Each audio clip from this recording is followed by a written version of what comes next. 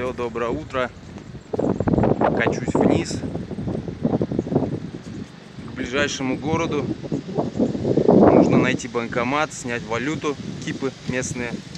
Тут у них один кип, по-моему, равняется 125 рублям. Ой, наоборот, 1 рубль это 125 кип. Хочется кушать. Запасов тоже нет, не запасся. Что-то я немножко просчитался. Надо было какую-нибудь крупу или макароны возить. Едем.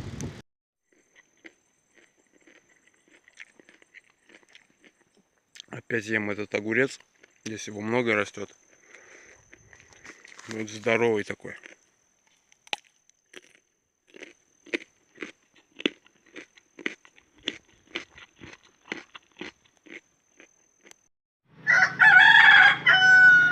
Ну вот, снял кипы лаосские. 200 тысяч. Это примерно 25, ну 1500 рублей, чуть больше. Я думаю, на 2 недели мне хватит. Может даже больше. Будет видно. Вот тут банкомат нашел такой одиночный в ближайшем селении.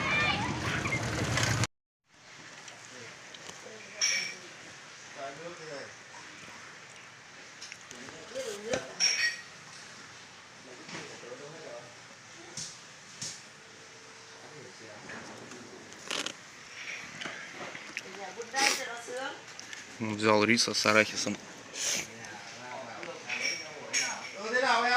Сейчас перекушу на каком-то вокзале и поеду дальше. Опять перевалы. Сейчас покушал в кафешке.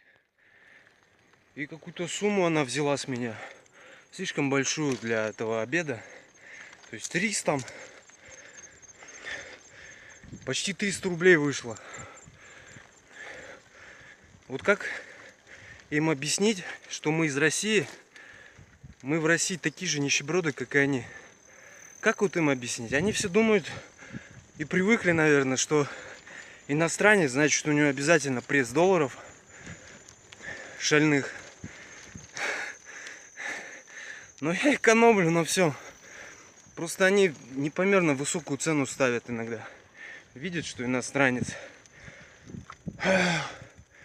Теперь буду сам питаться. Возьму риса, куплю. Буду сам также варить. Потому что обманщики они здесь крутятся как могут. Сейчас опять еду в перевал. Что за дороги здесь такие? Как они их прокладывали? Хотя рядом в соседнем ущелье есть река вниз, спускающаяся туда. Но дорога повела через хребет. И потом она соединяется с этой же рекой. Я не понимаю, зачем они ее так делают. Усложняют себе жизнь. Честно, эти перевалы уже немножко надоели. Бесполезные, бессмысленные. Ладно, едем вверх, дальше. О, моя группа поддержки. Помогает мне в перевал морально.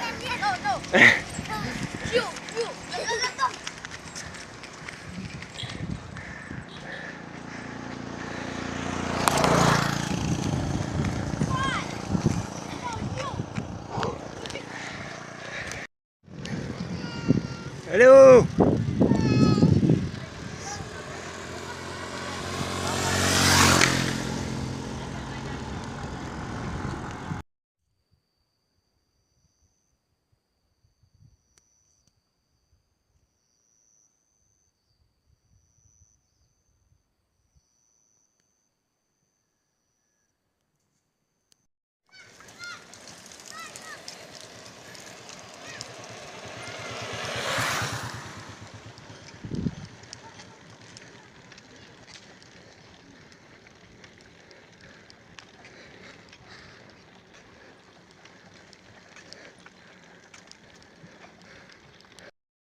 Армяне держат бензоколонки здесь. Видите, армянский флаг.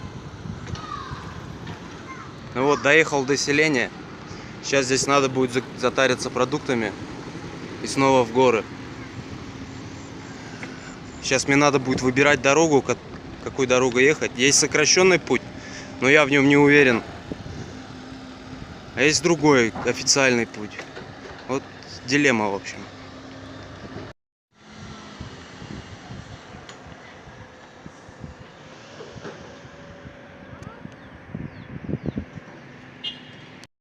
Все, поставил палатку возле реки здесь. Селение я проехал. Так я ничего и не нашел, короче. В этих магазинах у них ничего толкового нет. Риса не нашел.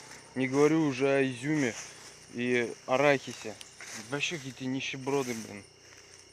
Чего они чем питаются? Где они все берут? На базаре, конечно, понимаю.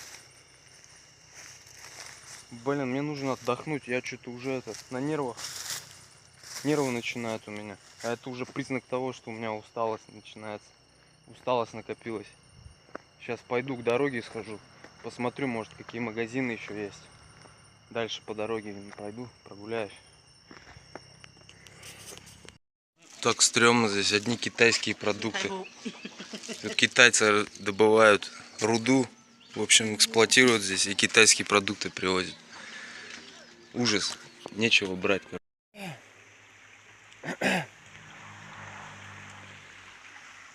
Ну, сейчас ищу место, хожу. Взял продуктов там, рисовых, этих, макарон. Больше ничего там нет. Пару яиц. Какие-то сосиски китайские. Я, как уже говорил, здесь китайцы добывают породу, то ли золото, что они там ищут, я не знаю. И, соответственно, китайские продукты сюда завозят. Ужасные китайские продукты. Больше здесь ничего нет. Местного ничего нет. Страна бедная. Людьми бедная, видимо. Сейчас найду место. Нужно мне день отдыхать. И у меня ноги уже ватные. Усталость накопилась. Сейчас вот ищу хорошее, тихое место.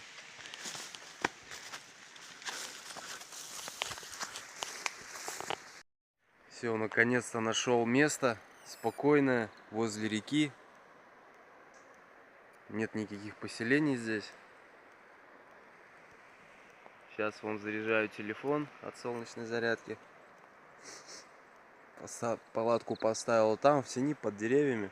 Сейчас искупался 2 раза. Вода такая хорошая, бодрячковая. Даже и не скажешь, что декабрь на дворе. Ну все, отдыхаю, в общем.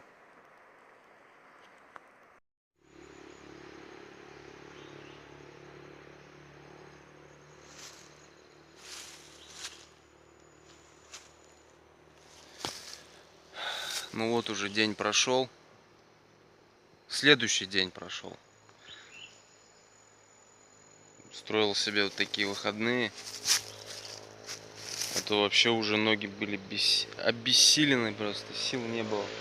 Сейчас отдохнул день, более-менее нормально. Завтра уже двинусь дальше. Еще меня оса укусила прям в 5-ю точку сегодня. Что она от меня хотела? До сих пор болит. Главное, чтобы не помешало это ехать на велосипеде. Еще съездил сегодня в деревню соседнюю. Взял риса. А то продуктов вообще не было. Риса и кунжута. Больше там ничего нет. Я не знаю, чем они питаются. Понятно, что у них все со своего огорода. Все, что нашел. Рис. Вот сварил, поел. А так отдыхаю, читаю, лежу. Завтра дальше. С новыми силами. Вышел из леса на берег. Как из квартиры на улицу. Такое небо прекрасное.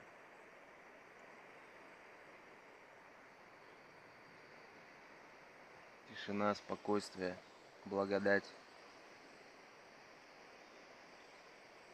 Хорошо, что есть небо.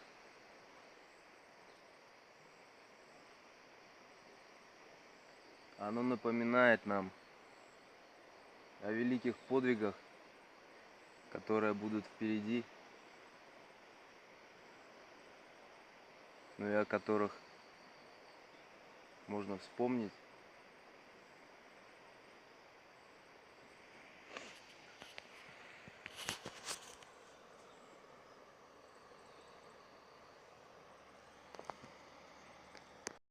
Все, собираюсь со своей стоянки, такой непродолжительной. Сколько часов? Часов не 48, чуть поменьше. Отдохнул, спасибо этому месту. И надо ехать дальше. Ну все, доехал до города. Город Сай называется. Сейчас вон подъехал к этому, к гостинице, здесь Wi-Fi ловлю. Серию что-то загрузить все не могу. Сейчас закуплюсь продуктов и поеду за город. Варить, спать, отдыхать. Вот такой вот день.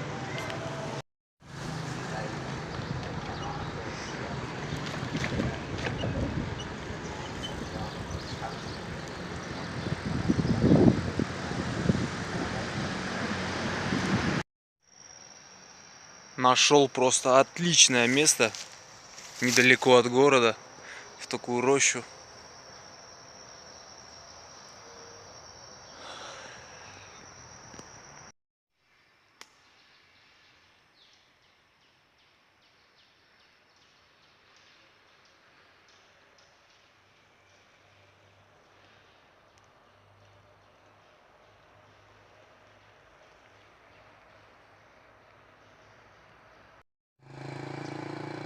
Во, наскальные рисунки украинцев. Винница. Вот где в Виннице я не был. В центральной Украине как раз. Сейчас снова еду на перевал, проснулся. Лапши пообедал, позавтракал точнее. Ну, пообедал, да. Еду на перевал. Куда же я без них? Иногда эти перевалы так деморализуют. Когда поднимаешься под таким жарким солнцем. Ладно, хоть спасает ветерок такой. Чем выше поднимаешься, так более прохладней. Уже не знаешь иногда, откуда силы брать. Ну ничего, находится. Не впервой, уже в 1000-й раз одно и то же. Население здесь маленькое. В основном одни леса, деревни очень далеко друг от друга находятся. За перевалами. Вот сейчас еду к одной. Тут целая россыпь перевальчиков таких маленьких. Подъем как на плато, а потом такие маленькие перевальчики идут.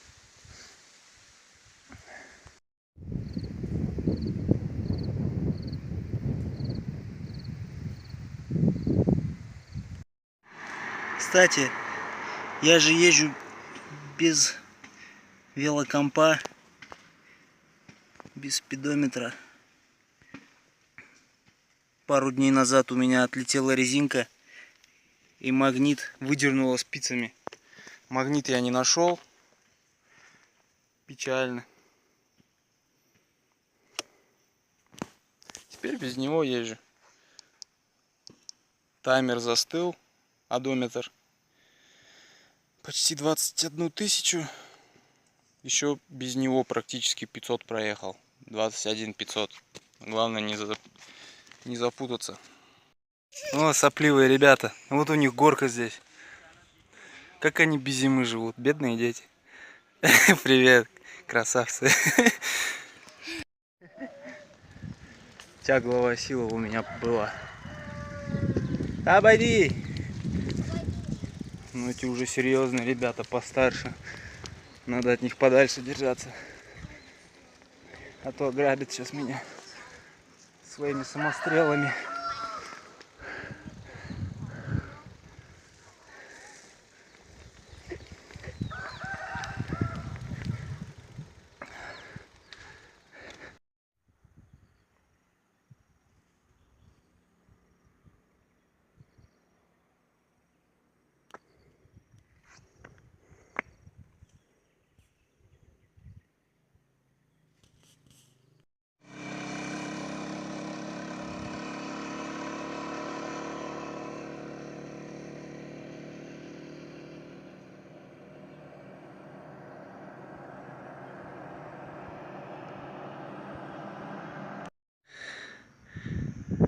Ну, еще один перевал взят.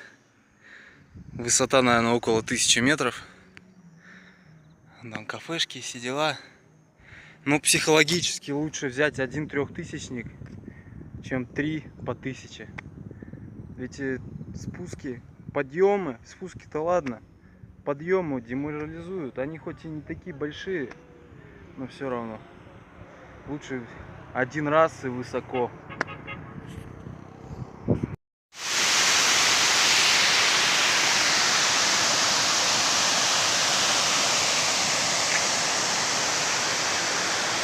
Ну, классное место нашел. Сейчас день вот там под палатку поставлю.